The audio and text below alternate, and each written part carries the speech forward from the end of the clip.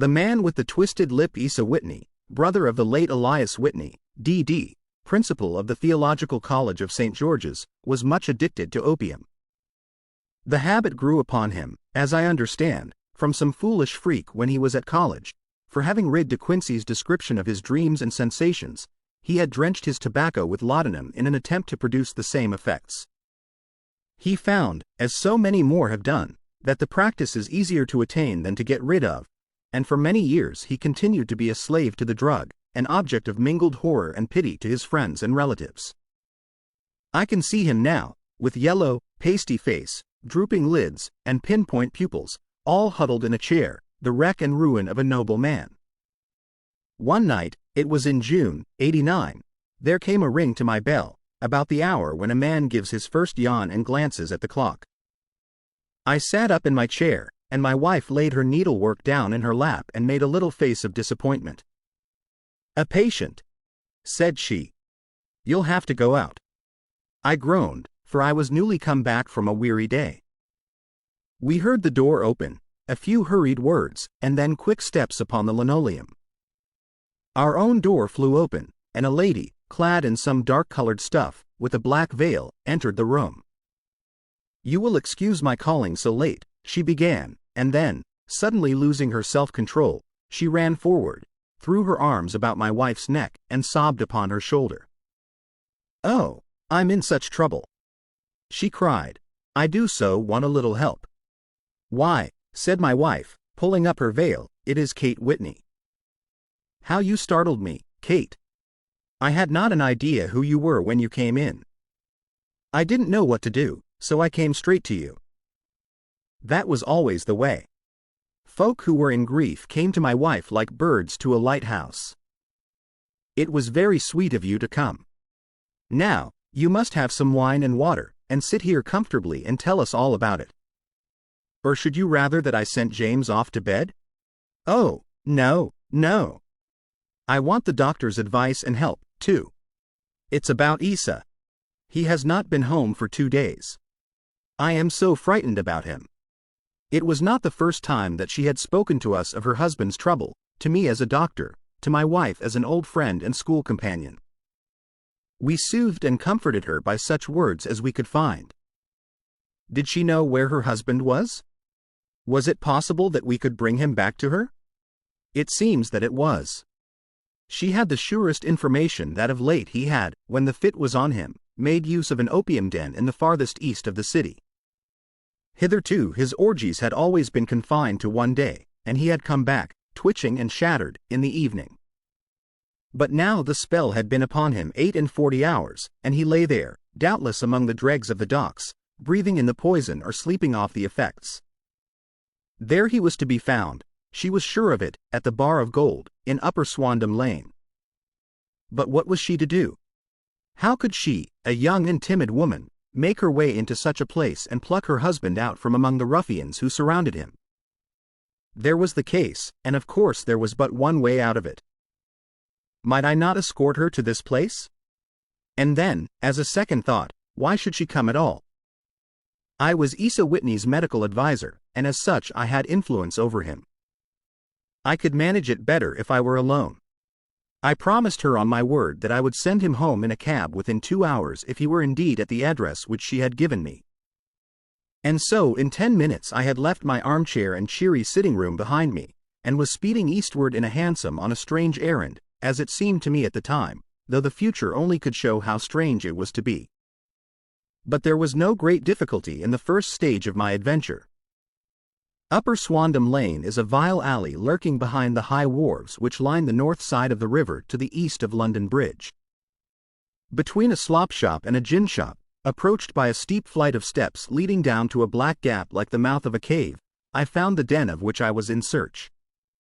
Ordering my cab to wait, I passed down the steps, worn hollow in the center by the ceaseless tread of drunken feet, and by the light of a flickering oil lamp above the door I found the latch and made my way into a long, low room, thick and heavy with the brown opium smoke, and terraced with wooden berths, like the forecastle of an emigrant ship. Through the gloom one could dimly catch a glimpse of bodies lying in strange fantastic poses, bowed shoulders, bent knees, heads thrown back, and chins pointing upward, with here and there a dark, lackluster eye turned upon the newcomer. Out of the black shadows there glimmered little red circles of light, now bright, now faint, as the burning poison waxed or waned in the bowls of the metal pipes. The most lay silent, but some muttered to themselves, and others talked together in a strange, low, monotonous voice, their conversation coming in gushes, and then suddenly tailing off into silence, each mumbling out his own thoughts and paying little heed to the words of his neighbor. At the farther end was a small brazier of burning charcoal, beside which on a three-legged wooden stool there sat a tall, thin old man, with his jaw resting upon his two fists, and his elbows upon his knees, staring into the fire. As I entered, a sallow Malay attendant had hurried up with a pipe for me and a supply of the drug, beckoning me to an empty berth. "Thank you. I have not come to stay," said I. "There is a friend of mine here, Mr. Asa Whitney, and I wish to speak with him." There was a movement and an exclamation from my right, and peering through the gloom, I saw Whitney, pale, haggard, and unkempt, staring out at me. "My God! It's Watson," said he. He was in a pitiable state of reaction, with every nerve in a twitter. "I say, Watson, what o'clock is it?" "Nearly 11. "Of what day?" "Of Friday, June 19th. "Good heavens! I thought it was Wednesday." "It is Wednesday. What do you want to frighten a chap for?" He sank his face onto his arms and began to sob in a high treble key. "I tell you that it is Friday, man. Your wife has been waiting this 2 days for you. You should be ashamed of yourself." "So I am. But you've got mixed, Watson, for I have only been here a few hours, 3 pipes, 4 pipes, I forget how many. But I'll go home with you. I wouldn't frighten Kate, poor little Kate. Give me your hand. Have you a cab?" "Yes, I have one waiting." "Then I shall go in it. But I must owe something." "Find what I owe, Watson. I am all off color. I can do nothing for myself." I walked down the narrow passage between the double row of sleepers, holding my breath to keep out the vile, stupefying fumes of the drug, and looking about for the manager. As I passed the tall man who sat by the brazier, I felt a sudden pluck at my skirt, and a low voice whispered, "Walk past me, and then look back at me." The words fell quite distinctly upon my ear. I glanced down. They could only have come from the old man at my side, and yet he sat now as absorbed as ever, very thin, very wrinkled, bent with age, an opium pipe dangling down from between his knees, as though it had dropped in sheer lassitude from his fingers.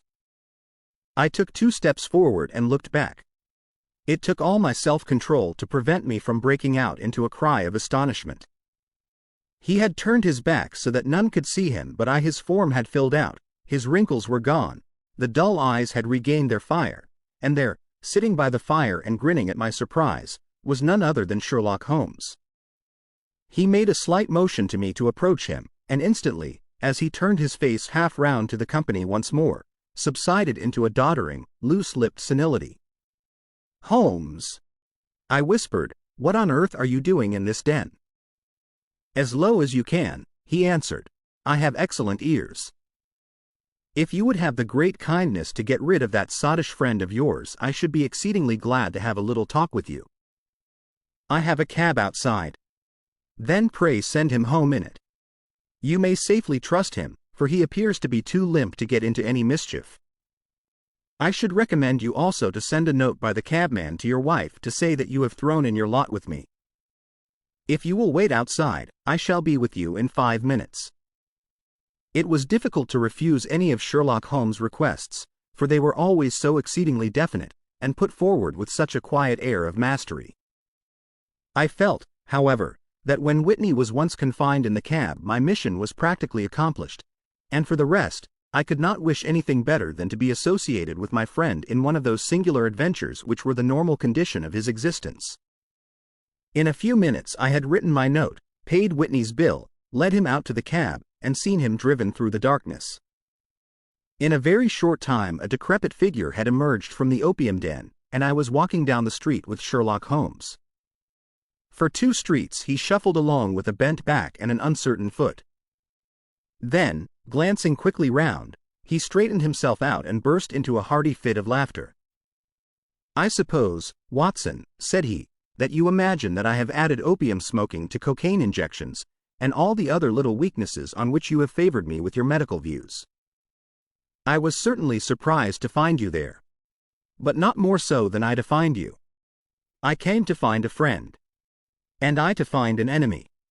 "An enemy?" "Yes. One of my natural enemies, or, shall I say, my natural prey. Briefly, Watson, I am in the midst of a very remarkable inquiry, and I have hoped to find a clue in the incoherent ramblings of these sots, as I have done before now. Had I been recognized in that den, my life would not have been worth an hour's purchase, for I have used it before now for my own purposes, and the rascally Lasker who runs it has sworn to have vengeance upon me. There is a trapdoor at the back of that building, near the corner of Paul's Wharf, which could tell some strange tales of what has passed through it upon the moonless nights." "What? You do not mean bodies?" "Aye, bodies, Watson. We should be rich men if we had £1,000 for every poor devil who has been done to death in that den. It is the vilest murder trap on the whole riverside, and I fear that Neville St. Clair has entered it never to leave it more. But our trap should be here." He put his 2 forefingers between his teeth and whistled shrilly, a signal which was answered by a similar whistle from the distance, followed shortly by the rattle of wheels and the clink of horses' hoofs. "Now, Watson," said Holmes, as a tall dog-cart dashed up through the gloom, throwing out 2 golden tunnels of yellow light from its side lanterns. "You'll come with me, won't you? If I can be of use." "Oh, a trusty comrade is always of use, and a chronicler still more so. My room at the Cedars is a double-bedded one." "The Cedars?" "Yes, that is Mr. St. Clair's house. I am staying there while I conduct the inquiry." "Where is it, then?" "Near Lee, in Kent. We have a 7-mile drive before us."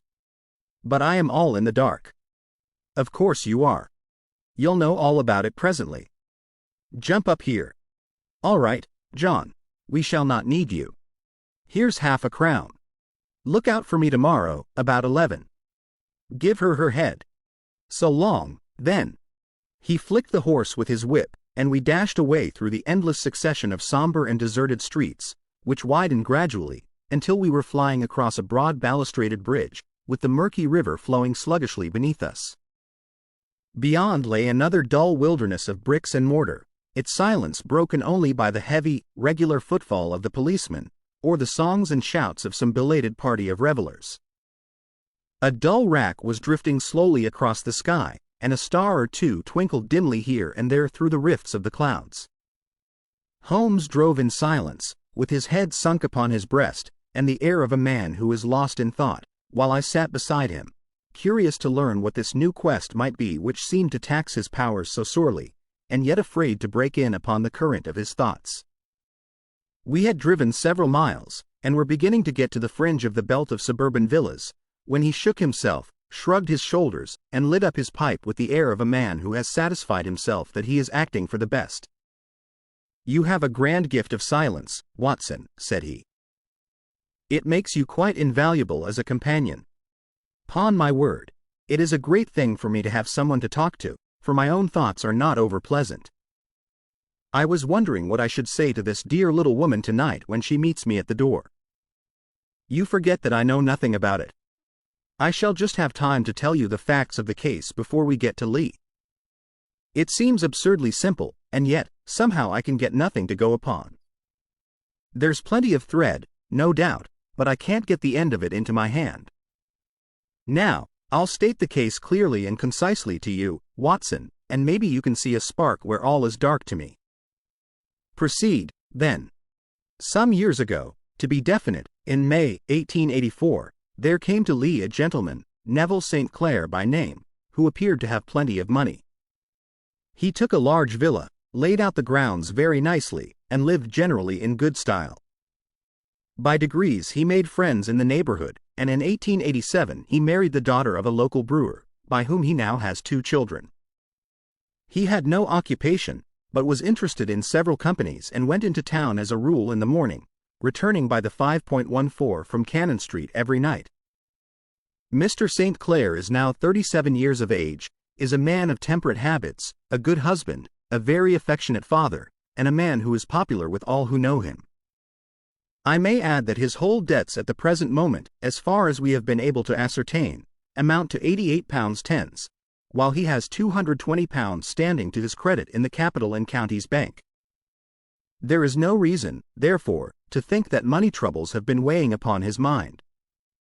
Last Monday Mr. Neville St. Clair went into town rather earlier than usual, remarking before he started that he had 2 important commissions to perform, and that he would bring his little boy home a box of bricks. Now, by the merest chance, his wife received a telegram upon this same Monday, very shortly after his departure, to the effect that a small parcel of considerable value which she had been expecting was waiting for her at the offices of the Aberdeen Shipping Company. Now, if you are well up in your London, you will know that the office of the company is in Fresno Street, which branches out of Upper Swandam Lane, where you found me tonight. Mrs. St. Clair had her lunch, started for the city, did some shopping, proceeded to the company's office, got her packet, and found herself at exactly 4.35 walking through Swandam Lane on her way back to the station. Have you followed me so far? It is very clear.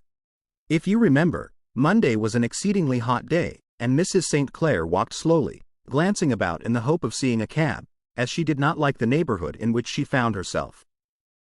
While she was walking in this way down Swandam Lane, she suddenly heard an ejaculation or cry, and was struck cold to see her husband looking down at her and, as it seemed to her, beckoning to her from a second-floor window.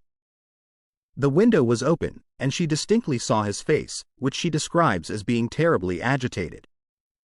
He waved his hands frantically to her, and then vanished from the window so suddenly that it seemed to her that he had been plucked back by some irresistible force from behind.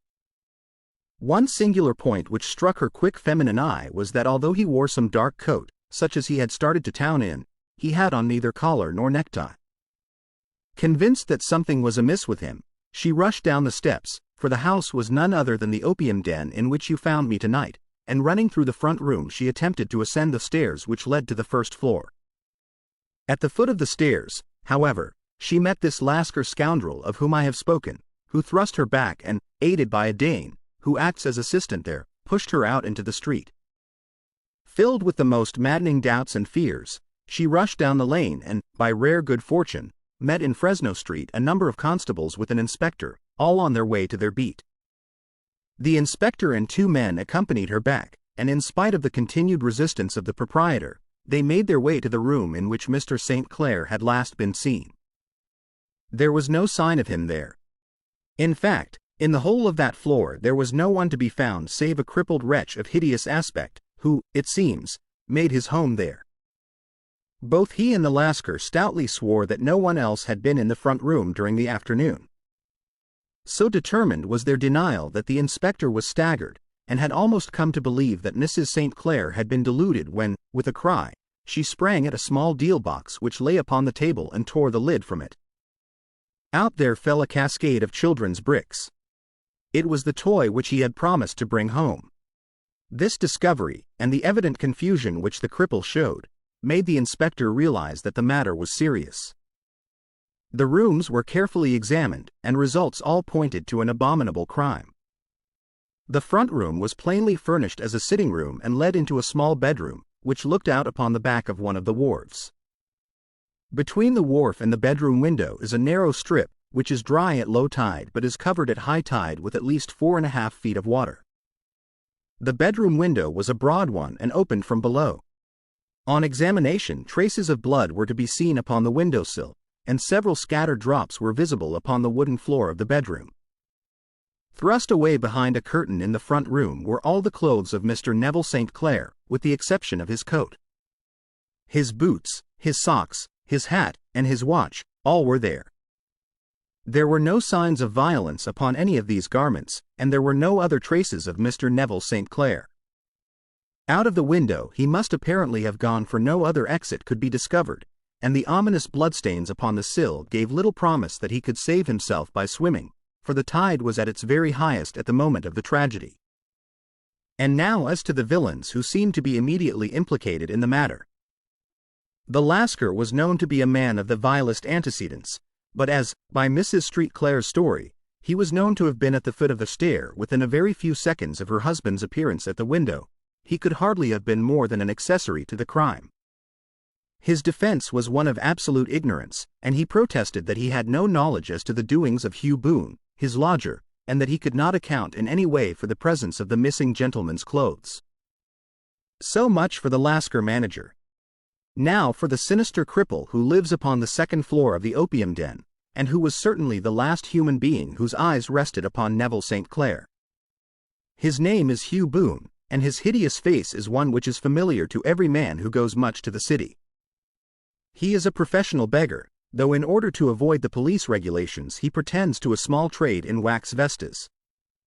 Some little distance down Threadneedle Street, upon the left-hand side, there is, as you may have remarked, a small angle in the wall. Here it is that this creature takes his daily seat, cross-legged with his tiny stock of matches on his lap, and as he is a piteous spectacle a small rain of charity descends into the greasy leather cap which lies upon the pavement beside him.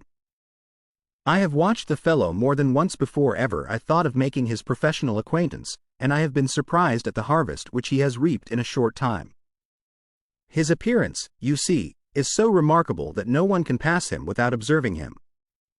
A shock of orange hair, a pale face disfigured by a horrible scar, which, by its contraction, has turned up the outer edge of his upper lip, a bulldog chin, and a pair of very penetrating dark eyes, which present a singular contrast to the color of his hair, all mark him out from amid the common crowd of mendicants, and so, too, does his wit, for he is ever ready with a reply to any piece of chaff which may be thrown at him by the passers-by. This is the man whom we now learn to have been the lodger at the opium den, and to have been the last man to see the gentleman of whom we are in quest.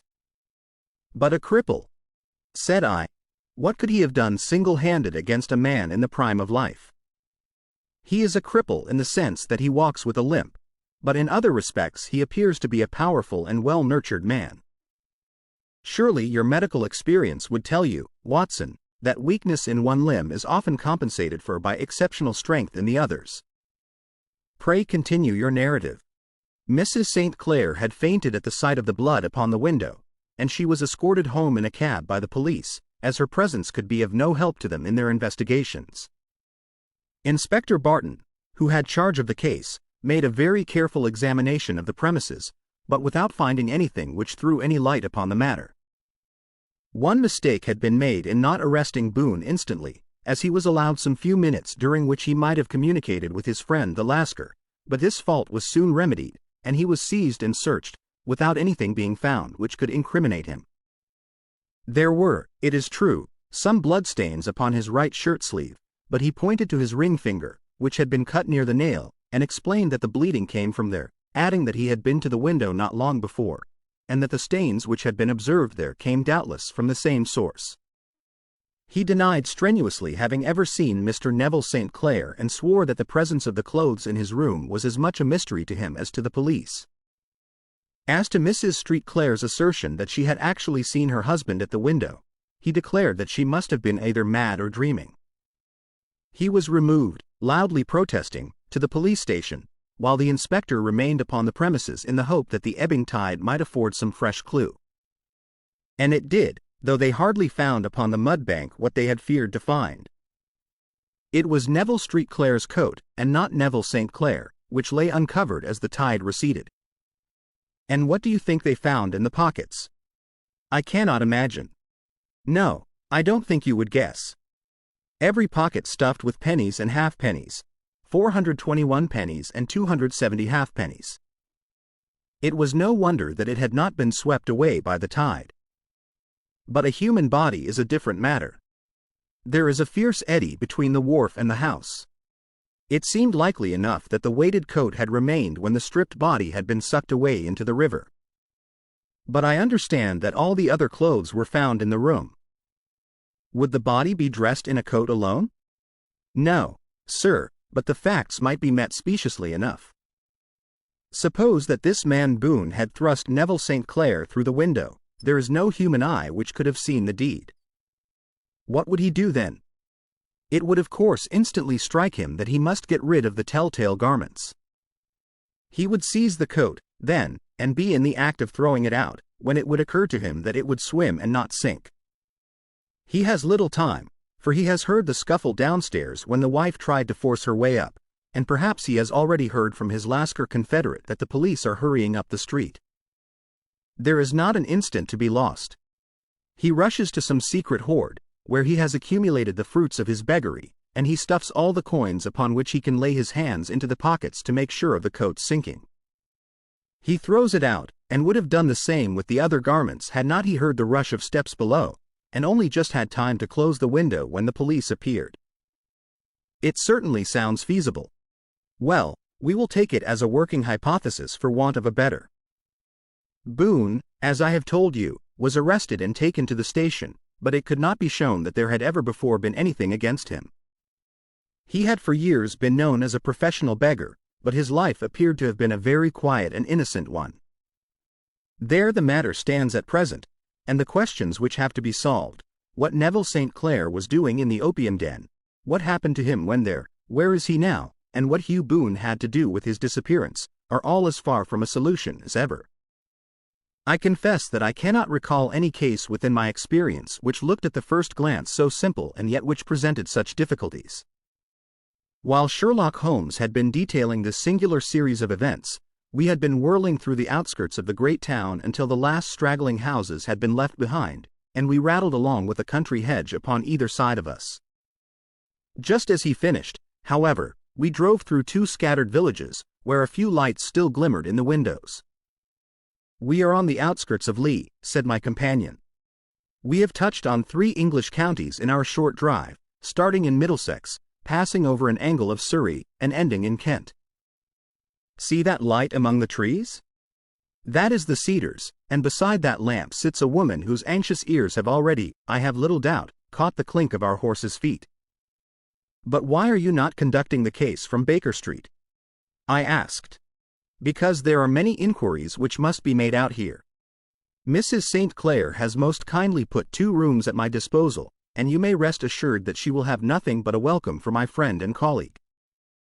I hate to meet her, Watson, when I have no news of her husband. Here we are. Whoa, there, whoa." We had pulled up in front of a large villa which stood within its own grounds. A stable boy had run out to the horse's head, and springing down, I followed Holmes up the small, winding gravel drive which led to the house. As we approached, the door flew open, and a little blonde woman stood in the opening, clad in some sort of light mousseline de soie, with a touch of fluffy pink chiffon at her neck and wrists. She stood with her figure outlined against the flood of light, one hand upon the door, one half raised in her eagerness, her body slightly bent, her head and face protruded, with eager eyes and parted lips, a standing question. "Well?" she cried. "Well?" And then, seeing that there were 2 of us, she gave a cry of hope which sank into a groan as she saw that my companion shook his head and shrugged his shoulders. "No good news?" "None." "No bad?" "No." "Thank God for that. But come in. You must be weary, for you have had a long day. This is my friend, Dr. Watson. He has been of most vital use to me in several of my cases, and a lucky chance has made it possible for me to bring him out and associate him with this investigation." "I am delighted to see you," said she, pressing my hand warmly. "You will, I am sure, forgive anything that may be wanting in our arrangements, when you consider the blow which has come so suddenly upon us." "My dear madam," said I am an old campaigner, and if I were not I can very well see that no apology is needed. If I can be of any assistance, either to you or to my friend here, I shall be indeed happy." "Now, Mr. Sherlock Holmes," said the lady as we entered a well-lit dining room, upon the table of which a cold supper had been laid out, "I should very much like to ask you 1 or 2 plain questions, to which I beg that you will give a plain answer." "Certainly, madam. Do not trouble about my feelings. I am not hysterical, nor given to fainting. I simply wish to hear your real opinion." "Upon what point? In your heart of hearts, do you think that Neville is alive?" Sherlock Holmes seemed to be embarrassed by the question. "Frankly, now," she repeated, standing upon the rug and looking keenly down at him as he leaned back in a basket chair. "Frankly, Then, madam, I do not. You think that he is dead? I do. Murdered? I don't say that. Perhaps. And on what day did he meet his death? On Monday.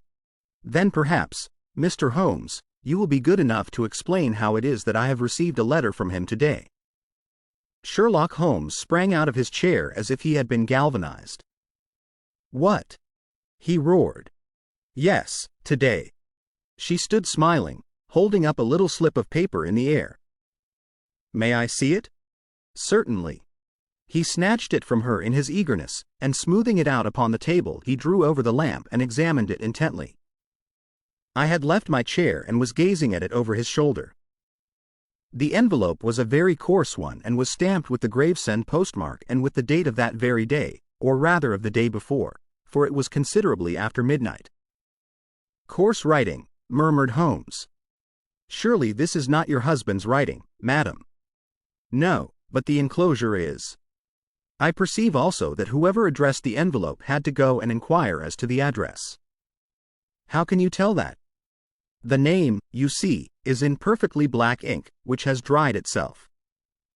The rest is of the grayish color, which shows that blotting paper has been used. If it had been written straight off, and then blotted, none would be of a deep black shade. This man has written the name, and there has then been a pause before he wrote the address, which can only mean that he was not familiar with it. It is, of course, a trifle, but there is nothing so important as trifles. Let us now see the letter. Ha! There has been an enclosure here. Yes, there was a ring. His signet ring.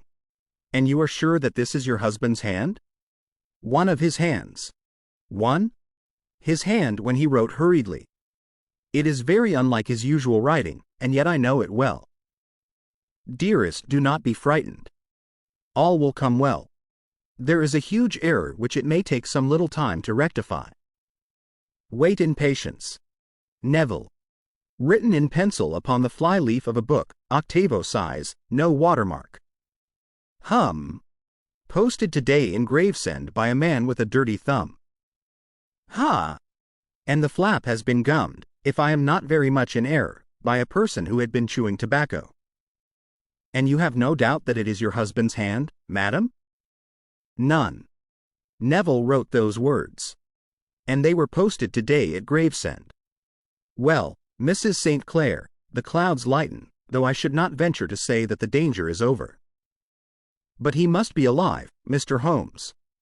Unless this is a clever forgery to put us on the wrong scent. The ring, after all, proves nothing. It may have been taken from him. No, it is his very own writing. Very well. It may, however, have been written on Monday and only posted today. That is possible. If so, much may have happened between. Oh, you must not discourage me, Mr. Holmes. I know that all is well with him. There is so keen a sympathy between us that I should know if evil came upon him. On the very day that I saw him last, he cut himself in the bedroom, and yet I in the dining room rushed upstairs instantly with the utmost certainty that something had happened.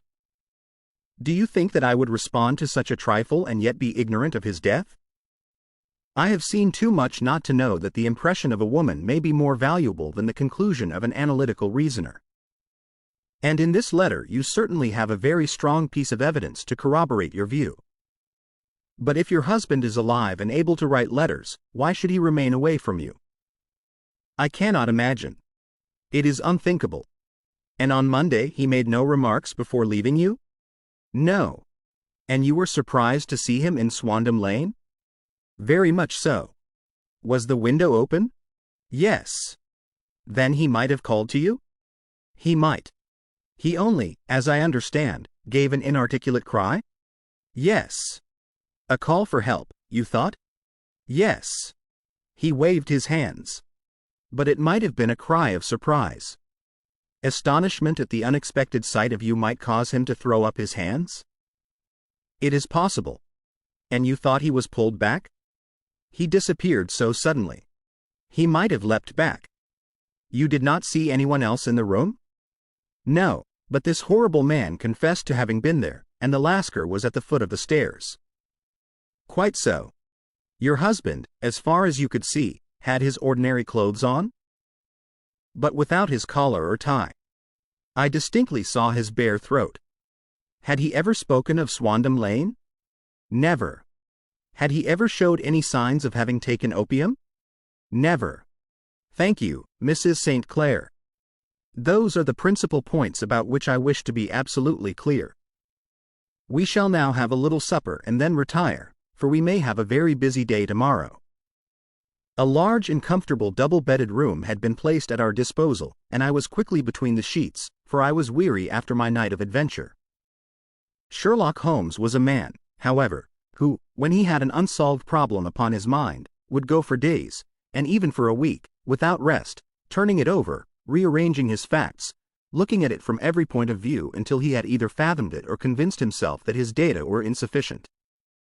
It was soon evident to me that he was now preparing for an all-night sitting. He took off his coat and waistcoat, put on a large blue dressing gown, and then wandered about the room collecting pillows from his bed and cushions from the sofa and armchairs.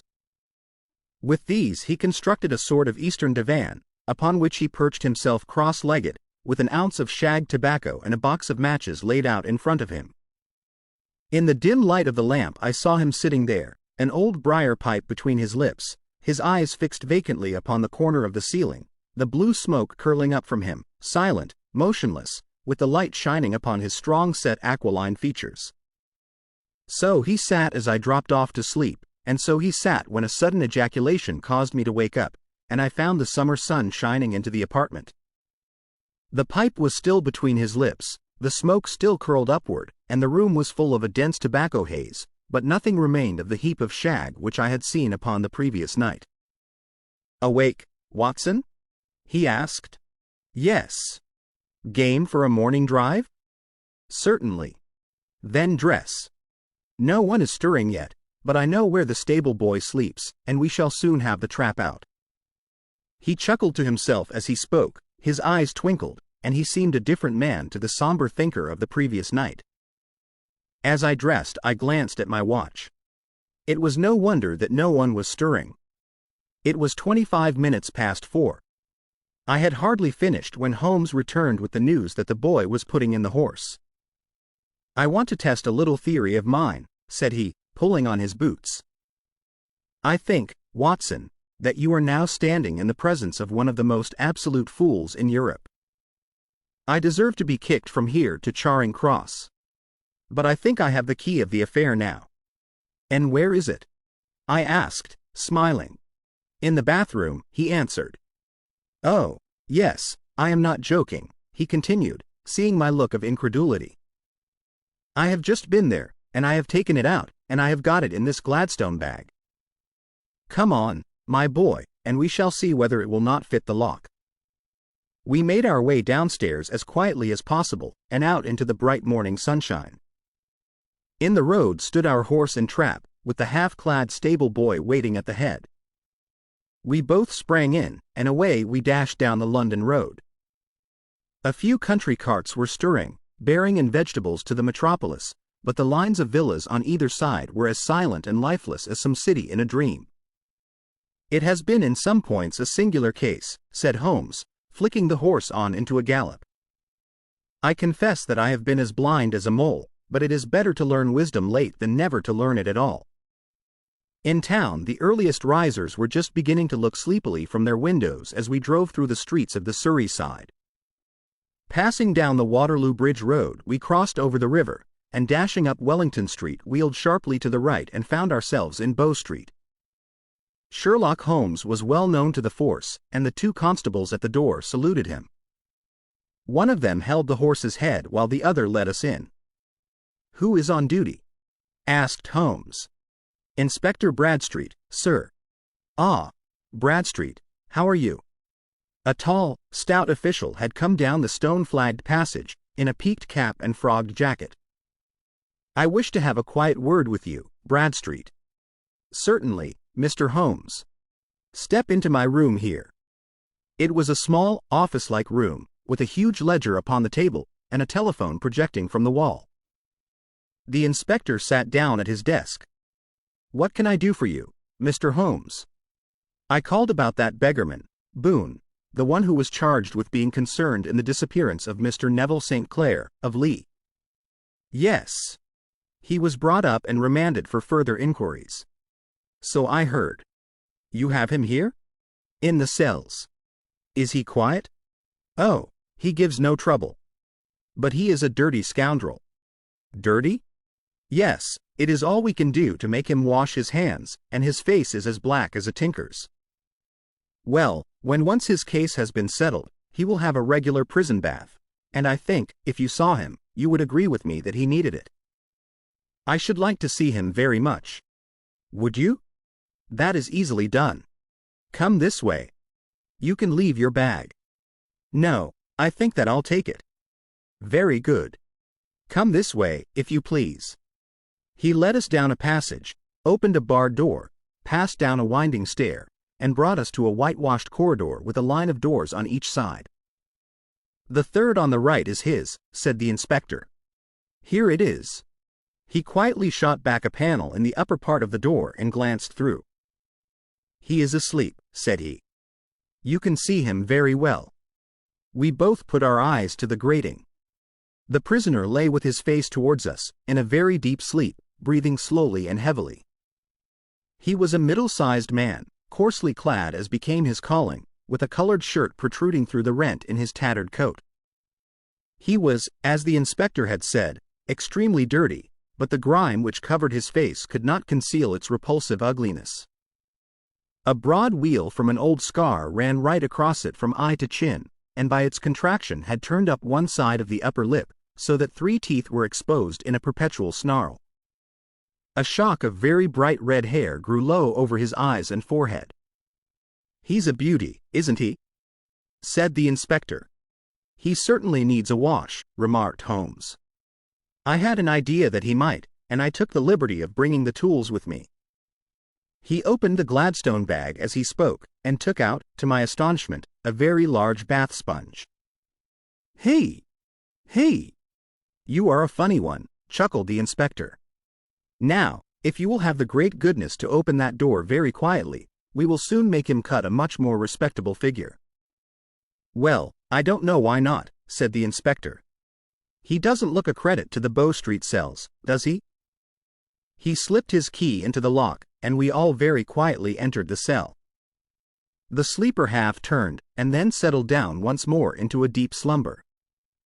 Holmes stooped to the water jug, moistened his sponge, and then rubbed it twice vigorously across and down the prisoner's face. Let me introduce you, he shouted, to Mr. Neville St. Clair, of Lee, in the county of Kent. Never in my life have I seen such a sight. The man's face peeled off under the sponge like the bark from a tree. Gone was the coarse brown tint. Gone, too, was the horrid scar which had seamed it across, and the twisted lip which had given the repulsive sneer to the face. A twitch brought away the tangled red hair, and there, sitting up in his bed, was a pale, sad-faced, refined-looking man, black-haired and smooth-skinned, rubbing his eyes and staring about him with sleepy bewilderment. Then suddenly realizing the exposure, he broke into a scream and threw himself down with his face to the pillow. Great heavens! Cried the inspector, it is, indeed, the missing man. I know him from the photograph. The prisoner turned with the reckless air of a man who abandons himself to his destiny. Be it so, said he. And pray what am I charged with? With making away with Mr. Neville Street. Oh, come, you can't be charged with that unless they make a case of attempted suicide of it, said the inspector with a grin. Well, I have been 27 years in the force, but this really takes the cake. If I am Mr. Neville St. Clair, then it is obvious that no crime has been committed, and that, therefore, I am illegally detained. No crime, but a very great error has been committed, said Holmes. You would have done better to have trusted your wife. It was not the wife. It was the children, groaned the prisoner. God help me, I would not have them ashamed of their father. My God! What an exposure! What can I do? Sherlock Holmes sat down beside him on the couch and patted him kindly on the shoulder. "If you leave it to a court of law to clear the matter up," said he, "of course you can hardly avoid publicity. On the other hand, if you convince the police authorities that there is no possible case against you, I do not know that there is any reason that the details should find their way into the papers. Inspector Bradstreet would, I am sure, make notes upon anything which you might tell us and submit it to the proper authorities. The case would then never go into court at all." "God bless you!" cried the prisoner passionately. "I would have endured imprisonment, aye, even execution, rather than have left my miserable secret as a family blot to my children. You are the first who have ever heard my story. My father was a schoolmaster in Chesterfield, where I received an excellent education. I traveled in my youth, took to the stage, and finally became a reporter on an evening paper in London. One day my editor wished to have a series of articles upon begging in the metropolis, and I volunteered to supply them. There was the point from which all my adventures started. It was only by trying begging as an amateur that I could get the facts upon which to base my articles. When an actor, I had, of course, learned all the secrets of making up, and had been famous in the green room for my skill. I took advantage now of my attainments. I painted my face, and to make myself as pitiable as possible I made a good scar and fixed one side of my lip in a twist by the aid of a small slip of flesh-colored plaster. Then, with a red head of hair and an appropriate dress, I took my station in the business part of the city, ostensibly as a match-seller but really as a beggar. For 7 hours I plied my trade, and when I returned home in the evening I found to my surprise that I had received no less than 26s. 4d. I wrote my articles and thought little more of the matter until, some time later, I backed a bill for a friend and had a writ served upon me for £25. I was at my wits' end where to get the money, but a sudden idea came to me. I begged a fortnight's grace from the creditor, asked for a holiday from my employers, and spent the time in begging in the city under my disguise. In 10 days I had the money and had paid the debt. Well, you can imagine how hard it was to settle down to arduous work at £2 a week when I knew that I could earn as much in a day by smearing my face with a little paint, laying my cap on the ground, and sitting still. It was a long fight between my pride and the money, but the dollars won at last, and I threw up reporting and sat day after day in the corner which I had first chosen, inspiring pity by my ghastly face and filling my pockets with coppers. Only one man knew my secret. He was the keeper of a low den in which I used to lodge in Swandam Lane, where I could every morning emerge as a squalid beggar and in the evenings transform myself into a well-dressed man about town. This fellow, a Lascar, was well paid by me for his rooms, so that I knew that my secret was safe in his possession. Well, very soon I found that I was saving considerable sums of money. I do not mean that any beggar in the streets of London could earn £700 a year, which is less than my average takings, but I had exceptional advantages in my power of making up, and also in a facility of repartee, which improved by practice and made me quite a recognized character in the city. All day a stream of pennies, varied by silver, poured in upon me, and it was a very bad day in which I failed to take £2. As I grew richer I grew more ambitious, took a house in the country, and eventually married, without anyone having a suspicion as to my real occupation. My dear wife knew that I had business in the city. She little knew what. Last Monday I had finished for the day and was dressing in my room above the opium den when I looked out of my window and saw, to my horror and astonishment, that my wife was standing in the street, with her eyes fixed full upon me. I gave a cry of surprise, threw up my arms to cover my face, and, rushing to my confidant, the Lascar, entreated him to prevent anyone from coming up to me. I heard her voice downstairs, but I knew that she could not ascend. Swiftly I threw off my clothes, pulled on those of a beggar, and put on my pigments and wig. Even a wife's eyes could not pierce so complete a disguise. But then it occurred to me that there might be a search in the room, and that the clothes might betray me. I threw open the window, reopening by my violence a small cut which I had inflicted upon myself in the bedroom that morning. Then I seized my coat, which was weighted by the coppers which I had just transferred to it from the leather bag in which I carried my takings. I hurled it out of the window, and it disappeared into the Thames. The other clothes would have followed, but at that moment there was a rush of constables up the stair, and a few minutes after I found, rather, I confess, to my relief, that instead of being identified as Mr. Neville St. Clair, I was arrested as his murderer. I do not know that there is anything else for me to explain. I was determined to preserve my disguise as long as possible, and hence my preference for a dirty face. Knowing that my wife would be terribly anxious, I slipped off my ring and confided it to the Lascar at a moment when no constable was watching me, together with a hurried scrawl, telling her that she had no cause to fear. That note only reached her yesterday, said Holmes. Good God! What a week she must have spent. The police have watched this Lascar, said Inspector Bradstreet, and I can quite understand that he might find it difficult to post a letter unobserved. Probably he handed it to some sailor customer of his, who forgot all about it for some days. That was it, said Holmes, nodding approvingly. I have no doubt of it. But have you never been prosecuted for begging?